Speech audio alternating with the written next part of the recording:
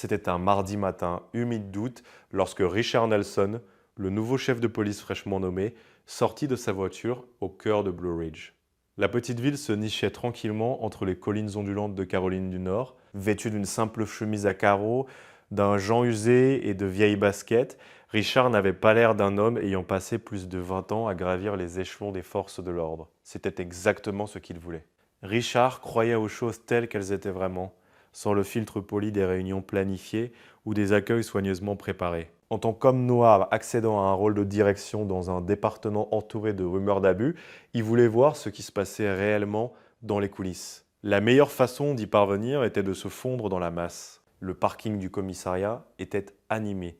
Des agents entraient et sortaient, bavardant tranquillement. Certains riaient, d'autres se dépêchaient vers leur voiture. Richard observait attentivement le ton de leurs échanges. Quelques-uns lui jetèrent des regards curieux, sans vraiment y prêter attention. Cela ne le surprit pas. Sa nomination n'avait été annoncée que quelques jours auparavant et il avait délibérément choisi de ne pas rendre publique son arrivée avant l'inspection officielle prévue ce matin-là. Il redressa la visière de sa casquette et inspira profondément. Le poids de sa mission pesait sur ses épaules. Il savait ce qu'il attendait, résistance, malaise et confrontation, mais Richard en avait vu d'autres. Pourtant, ce poste l'éprouverait d'une manière nouvelle. En s'approchant du bâtiment, de légers éclats de rire lui parvinrent de l'intérieur.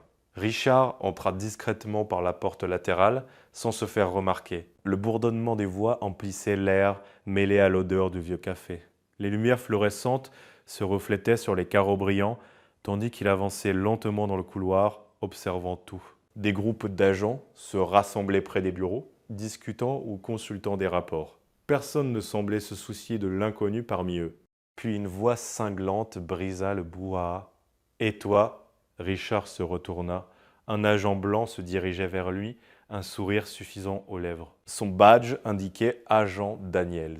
Derrière lui, quelques collègues s'appuyaient contre le mur, souriant avec ironie, comme s'ils s'attendaient à un spectacle. « Tu es perdu ?» « Ce n'est pas un refuge ici, lança Daniels d'une voix moqueuse. Tu ferais mieux d'aller voir ailleurs avec tes affaires. Les mots atteignirent Richard comme une gifle. Il s'immobilisa un instant, se demandant s'il devait se révéler ou laisser la situation se dérouler. Mais avant qu'il puisse décider, Daniels s'approcha encore, élevant la voix pour son public. « Tu n'as pas entendu ? Dehors. On n'a pas besoin de ton genre ici. » Les agents derrière lui éclatèrent de rire. La mâchoire de Richard se serra, mais il garda son calme. Il tenta de parler, mais Daniel se pencha encore plus près, le visage à quelques centimètres du sien. Puis, sans prévenir, il lui cracha dessus en plein visage. Le temps sembla s'arrêter, le crachat tiède glissa sur la joue de Richard, tandis que les rires résonnaient autour de lui. Un agent frappa la table, pliée en deux de rire. Un autre marmonna quelque chose à propos de remettre la racaille à sa place. Le pouls de Richard battait à tout rompre. Il ne bougea pas pendant un moment, puis lentement et délibérément, il sortit un mouchoir de sa poche et s'essuya le visage. Sa voix, quand il prit enfin la parole, était calme mais tranchante. « Est-ce ainsi que vous traitez toutes les personnes qui franchissent ces portes ?» Daniel sourit avec arrogance. « Seulement ceux qui n'ont rien à faire ici. » Les rires redoublèrent. Richard ne dit plus rien. Il se retourna et s'éloigna calmement dans le couloir. Derrière lui, les rires se fondirent en murmures mal à l'aise. Quelques instants plus tard, l'interphone grésilla, tout le personnel en salle de réunion. Richard continua d'avancer, se dirigeant désormais vers le bureau principal. Le moment était venu. Dans la salle de réunion, les agents remplissaient l'espace dans un brouhaha animé. Certains sirotaient leur café, d'autres échangeaient des plaisanteries. Daniel s'appuyait nonchalamment contre le mur, savourant encore le spectacle du matin. Devant eux se tenait le capitaine Harris, un homme trapu à la moustache grise. « Bien, du calme. Nous avons une présentation importante aujourd'hui. » Le bruit se dissipa.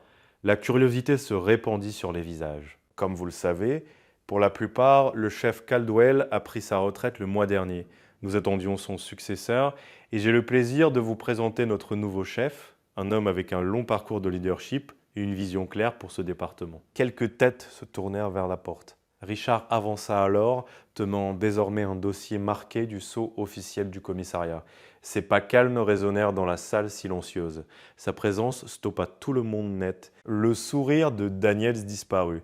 La couleur se retira de son visage. tandis que la réalité le frappait. La salle tomba dans un silence absolu lorsque Richard s'approcha du pupitre, posa son dossier et parcourut du regard l'assemblée stupéfaite. « Bonjour, dit-il posément. Je m'appelle Richard Nelson. À compter d'aujourd'hui, je suis votre nouveau chef de police. » Personne ne bougea.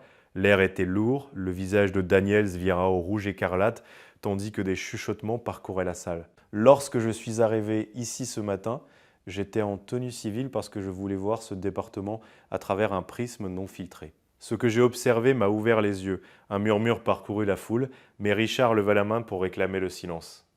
En très peu de temps, j'ai déjà été témoin de comportements non seulement non professionnels, mais totalement inacceptables.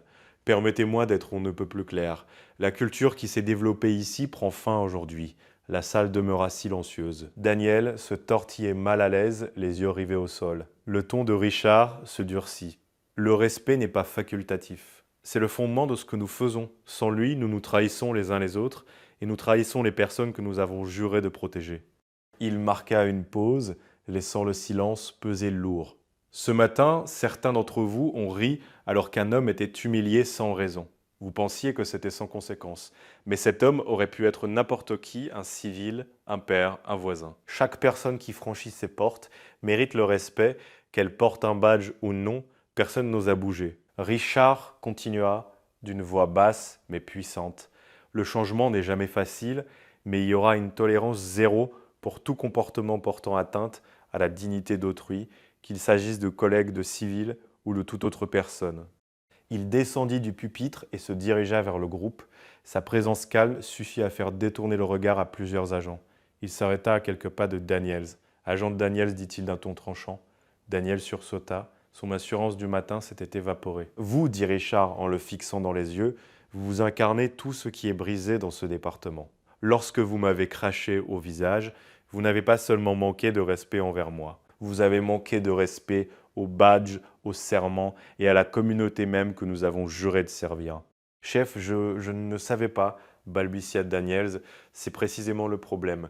Vous n'avez pas cherché à savoir. Vous n'avez pas pris le temps de réfléchir avant d'agir.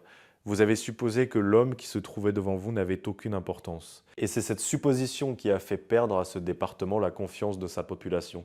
Personne ne souffla mot. La tension dans la salle était suffocante. Ce dont j'ai été témoin, poursuivit Richard, n'était pas l'horreur d'un seul homme. C'était le reflet d'une culture, une culture où l'intimidation et les préjugés sont tolérés, voire encouragés. Cela s'arrête maintenant. Il retourna au pupitre, la voix légèrement plus haute. J'ai consacré ma carrière à lutter pour la justice, non seulement dans les rues, mais au sein de départements comme celui-ci. Le changement ne se fera pas du jour au lendemain, mais tant que je serai chef, nous avancerons avec intégrité, respect et responsabilité.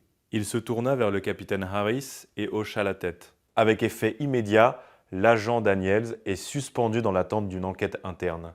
Et pour quiconque penserait que ceci n'est qu'un avertissement, détrompez-vous. C'est la première d'une longue série de changements. Des murmures de stupéfaction se propagèrent dans la salle. Le visage de Daniels vira au cramoisi.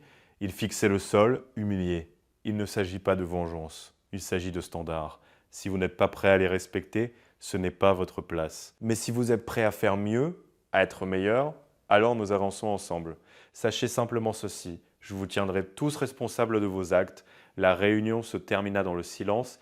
Les agents sortirent discrètement, évitant le regard des autres. Les rires et bavardages habituels avaient disparu.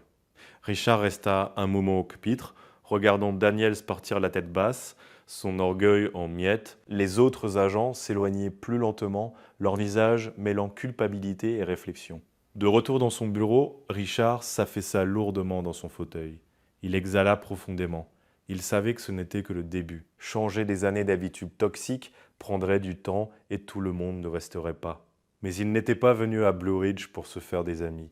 Il était venu pour changer les choses. Le téléphone sonna. C'était le capitaine Harris. « Chef, dit-il d'une voix hésitante, je voulais juste vous dire que vous avez géré ça mieux que la plupart auraient pu le faire. Merci, capitaine. Mais le vrai travail commence maintenant. Je veux un rapport complet sur les plaintes et le dossier de Daniels. Tout ça sur mon bureau demain matin. Entendu ? Et chef, je crois que vous avez vraiment touché quelque chose en eux. » Après avoir raccroché, Richard s'autorisa un petit sourire avant de se replonger dans sa paperasse. Dans les semaines qui suivirent, Le commissariat commença à changer, les rires dans les couloirs,